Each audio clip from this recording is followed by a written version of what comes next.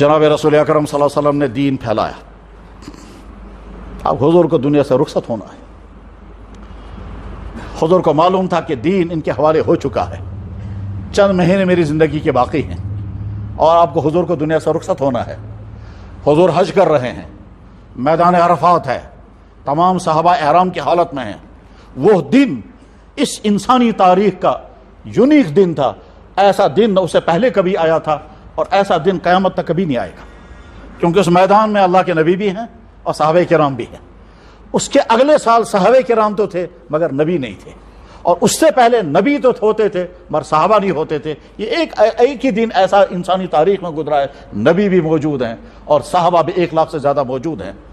اللہ کے نبی علیہ الصلوۃ والسلام ایک خاص کیفیت, بالکل ایسے جیسے اللہ سے بات ہو رہی ہے. اس کے بعد فرمایا, لوگوں جو دین اللہ نے مجھے دیا تھا میں نے تمہارے حوالے کر دیا. اللہ تم سے پوچھیں گے میں نے دین تم تک پہنچایا یا نہیں, تم کیا جواب دو گے؟ تمام صحابہ کرام نے ہاتھ بڑھ کر کہ یا رسول اللہ ہم تسلیم کرتے ہیں, دین آپ کا ہم تک پہنچ چکا ہے, آپ نے کوئی کوتاہی نہیں کی, آپ نے کوئی کمی نہیں رکھی, کوئی چیز چھپائی نہیں, سارا دین ہم تک پہنچ چکا ہے, ہم گواہی دیں گے. اس وقت اللہ کے نبی نے فرمایا یا اللہ آپ بھی گواہ رہیے, انہوں نے تسلیم کر لیا, دین ان کے حوالے ہو چکا, میں بری ہوں. اس کے بعد فرمایا لوگوں میں تم سے پہلے رخصت ہونے والا ہوں, اب تم سے ملاقات حوض کوثر پر ہوگی, مگر خبردار تم ایسی زندگی لے کر میرے پاس مت آنا کہ تمہاری وجہ سے مجھے وہاں شرمندگی برداشت کرنی پڑے, تمہاری وجہ سے میرا چہرہ وہاں سیاہ ہو جائے, ایسی زندگی لے کر میرے پاس مت آنا.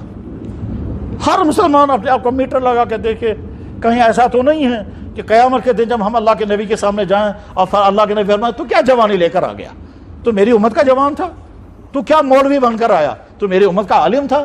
جیسا عالم ہونا چاہیے ویسا تو نہیں, جیسا تو افسر ہونا چاہیے تو ویسا نہیں ہے, جیسا تو پاکیزہ جوان ہونا چاہیے وہ نہیں, اب کیا لے کر میرے پاس آیا, میں تجھے اپنے ساتھ آگے نہیں لے جا سکتا. یعنی ایسا نہ ہو, اللہ کے نبی فرمائیں گے تم اس قابل نہیں ہو کہ تم کو لے کر میں اللہ کے سامنے یہ میری امت کیا دکھاؤں گا میں. یہ حضور نے فرمایا انی فرضتکم علی الحوض, میں تم سے پہلے حوض کوثر پر جانے والا ہوں.